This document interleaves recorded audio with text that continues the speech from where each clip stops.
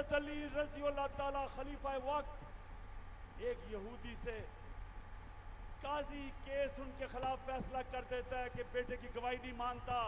یہ مسلمانوں کا انصاف تھا.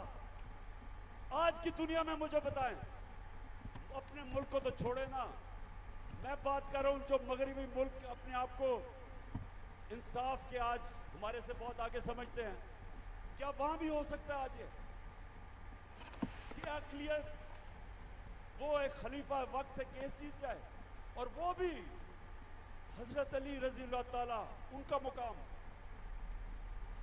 کیونکہ انصاف تھا. میرے نبی صلی اللہ علیہ وسلم کہتے ہیں کہ میری بیٹی بھی چوری کرے گی تو اس کو سزا ملے گی.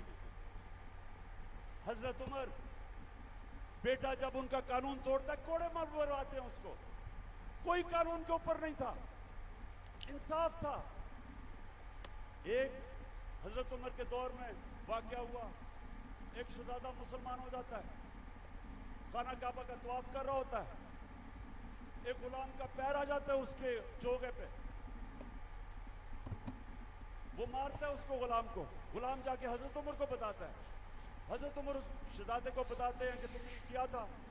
ہاں, اس نے کہا اس کی جرت ہے. غلام کو کہتے ہیں واپس مارو اس کو. وہ شہزادہ دین چھوڑ کے چلا جاتا ہے, لیکن یہ چیز قائم ہو جاتی ہے کہ قانون کے اوپر کوئی نہیں ہے. تو پاکستانیوں اپنی تاریخ سے سیکھو, سیکھو. اور یہ جو آج میں آج آپ کو اس نئے دور کی طرف لے کے جا رہا ہوں کہ جب تک اس ملک میں قانون کی حکمرانی نہیں آئے گی ہماری زندگی میں ذلت ہے. وہ پرائم منسٹر بھیک مانگ کے پھر رہا ہے, ٹھوکریں کھا رہا ہے.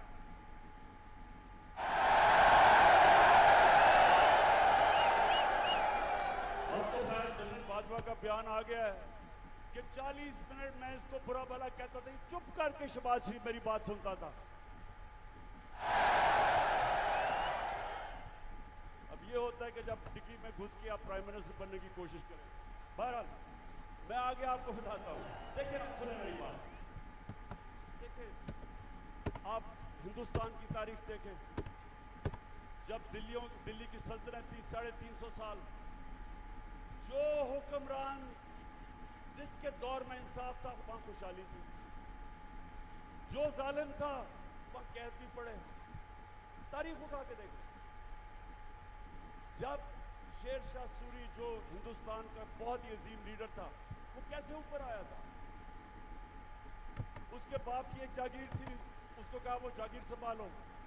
بہار کے اندر اس نے جاگیر کو ایک مثال بنا دیا. کیسے؟ قانون کی حکمرانی قائم کر کے سارے بڑے بڑے ڈاکوؤں کو اس نے مار دار کے بھگا دیا, امن قائم کر دیا. سارے ارد گرد سے جو تاجر تھے وہ سارے ادھر پہنچ گئے, وہ خوشحال ہو گیا. سب سے زیادہ خوشحال اس کی جاگیر ہو گئی, ادھر سے وہ اٹھا. تو جب ونسٹن چرچل جب دوسری جنگ عظیم میں تباہ ہو رہا تھا برطانیہ, تو اس سے جب لوگوں نے آ کے پوچھا کہ جی ہم بچ جائیں گے, ہٹلر کی فوجیں پہنچ گئی ہیں, یورپ فتح کر لیا, یا بمباری ہو رہی ہے, کیا ہم بچ جائیں گے؟ تو چرچل نے کہا کہ کیا ہماری عدالتیں انصاف دے رہی ہیں؟ جب انہوں نے کہا ہاں, تو کہتا کوئی طاقت نہیں ہمیں ہرا سکتی. تو میرے پاکستانیوں یہ یاد رکھیں کہ جو ظلم کا نظام ہے یا فیصلہ کرنے کے آپ نے اس کا مقابلہ کرنا ہے. تو میں اب آپ کو بتانا چاہتا ہوں کہ یہ جو ظلم کا نظام موجودہ پاکستان میں وہ ہے کیا. جناب میں تھوڑی ایک دو ویڈیوز آپ کو دکھاؤں گا تاکہ آپ کو پتہ چلے کہ یہاں کس قسم کا جنگل کا قانون ہے آج, یا جنگل کا قانون ہے, یا کوئی کسی کو پرواہ نہیں ہے کہ قانون ملک کا ہے یا کیا ہے. جو دل کرا جس کو پکڑا اٹھا لیا. 2000 ہمارے کارکنوں کو اٹھا لیا انہوں نے, راتوں کو گئے, گھروں سے اٹھا لیا. وہ بیچاری ڈاکٹر روبینہ اپنی کلینک میں بیٹھی تھی, اس کو اٹھا کے لے گئے. وہ میں بھی آپ کو بعد चाहता हूँ, पहले मैं जरा आपको बताना चाहता हूँ कि ये हुआ क्या हमारे साथ। पहली दफा 25 मई में हमने, जब से अल्लाह ने दुनिया बनाई है, 3 मार्च हमेशा पीडीएम के लोगों ने मेरी दौर में की थी। एक एफआईआर नहीं कटी, कोई रुकावट नहीं थी, बल्कि तो मैंने कहा था आप मार्च करें, मैं आपके लिए खाने खूने का बंदोबस्त करूंगा।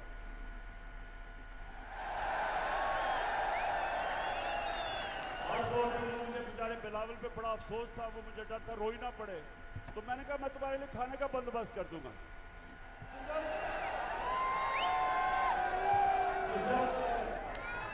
जब 25 मई को हमने मार्च की, लोगों के घरों में घुस के 3-3 बजे पुलिस ने लोगों को उठाया, पकड़ के ले गए लोगों को।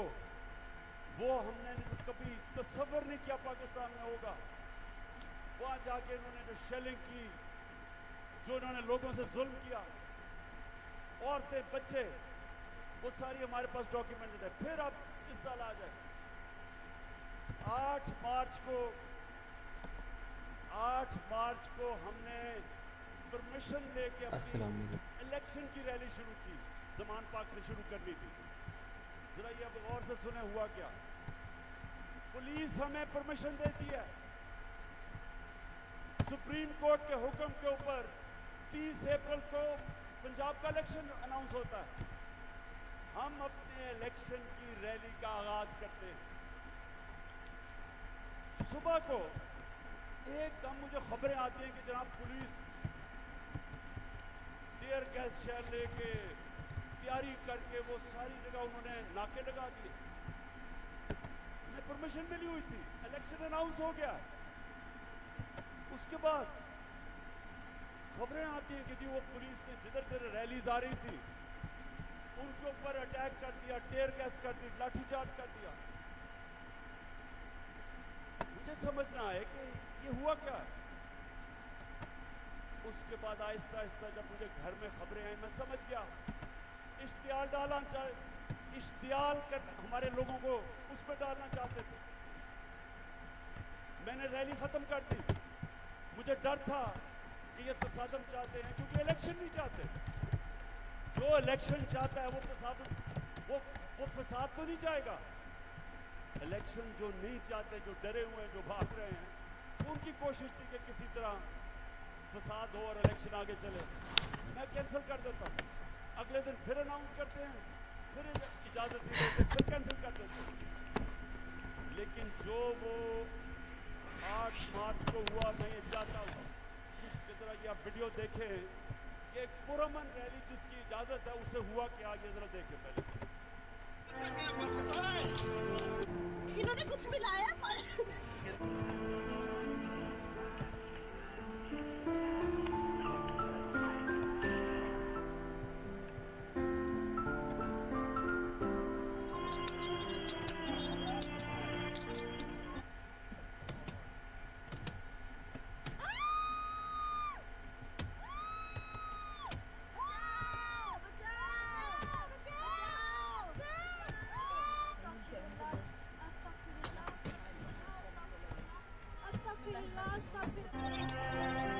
गाड़ी तोड़ी है, मेरे कपड़े फाड़े,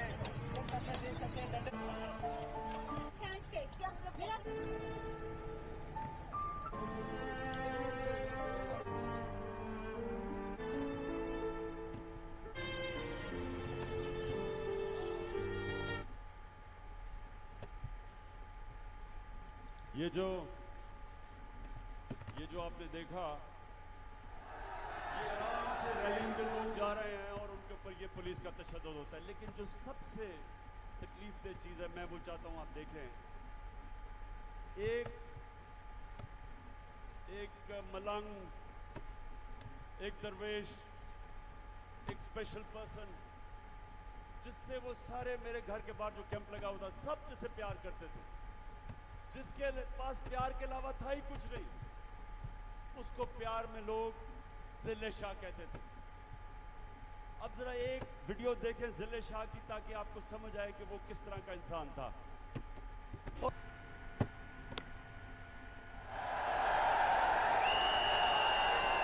उठाया और लोगों को भी पकड़ा, इसको उठाया। और मेरे ख्याल में इन दरिंदों को समझ नहीं आई कि वो स्पेशल चाइल्ड है। इन्होंने उसको मारा होगा, उसने आगे से इस तरह की बातें की, क्योंकि उसके पास तो वो तो जुनूनी आदमी था, अपनी दुनिया में रहने वाला। इन्होंने उसके ऊपर तशद्दुद किया। पोस्टमार्टम रिपोर्ट के मुताबिक 26 जगह इन्होंने उसको तशद्दुद किया और उसको मारा। उसके जो जख्म थे वो सारे सोशल मीडिया पे थे। और जिले शाह को इन्होंने मार के सड़क के किनारे फेंक दिया। और ये बेगैरतों ने सिर्फ ये नहीं किया, उसका कत्ल का केस मेरे पे डाल दिया। इमरान खान ने कत्ल कर दिया।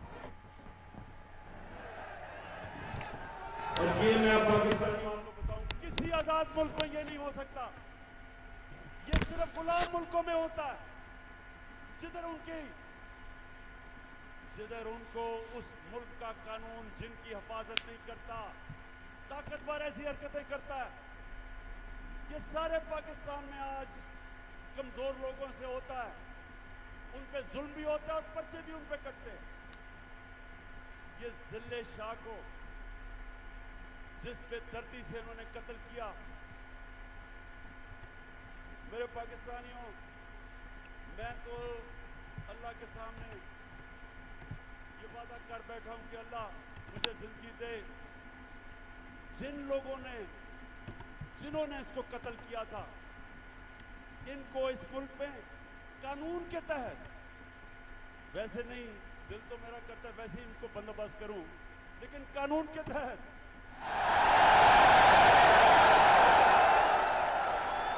इससे ज्यादा लोग नहीं हो सकते। ये इंसान नहीं है, ये दरिंदे भी नहीं है। ये कैसा, ये इनके जो ज़हन है, ये बीमार लोग हैं। और इन्होंने उसके बाद मेरे पे कत्ल का केस किया। उसके बाद 3 दिन के बाद इनको अकल आई, फिर कहते एक्सीडेंट में मर गया। उसके बाद क्या हुआ, आप जरा आगे सुने। उस दिन ये हुआ 14 मार्च मेरे घर एक वारंट लेके आ गया। मैंने उनको समझाया कि जो वारंट थी वो गैर कानूनी थी। मेरे पास बेल थी 18 मार्च की, जो मैंने पहले ही फैसला किया था कि मैंने इस्लामाबाद जाना है अदालत में। तो मैं तो पहले ही जा रहा था, पुलिस आ गई जी आपको इस्लामाबाद लेके जाना है। मैंने श्योरिटी बॉन्ड दिया, वकील ने, बेचारे गांव के अंदर जाओ, अगर कानून कहता है श्योरिटी बॉन्ड दे दो तो पुलिस आपको अरेस्ट नहीं कर सकती। श्योरिटी बॉन्ड के मैं पहले ही 18 को अदालत में पेश हो रहा हूं। इन्होंने मेरा श्योरिटी बॉन्ड नहीं लिया। 3 तरफ से जुबान पाक के ऊपर हमला हो गया, रेंजर्स, पुलिस, 3 तरफ से हमला। जिस तरह पता नहीं इमरान खान को कितना बड़ा दहशतगर्द था। सारा टीयर गैस शेलिंग इन्होंने वो चलाई, वो वाटर कैनन जिसके अंदर केमिकल था। फिर उन्होंने बंदूकें चलाई, पैलेट गन चलाई। मैं सिर्फ ये अब आपको दूं, जो उस दिन हमारे साथ हुआ, मुझे पहली दफा पता चला पाकिस्तानियों कि फलस्तीन के लोगों के ऊपर इसराइल क्या करता है, कि कश्मीर के लोगों के ऊपर हिंदुस्तान क्या करता है। मुझे ऐसे एहसास हुआ कि क्या जुल्म हो सकता है अगर आपकी रियासत आपके ऊपर हमला कर दे। जरा ये फिल्म देखें कि जो हमारे साथ हुआ, जिस तरह इन्होंने अटैक किया और हमारे ऊपर पर्चे काट दिए।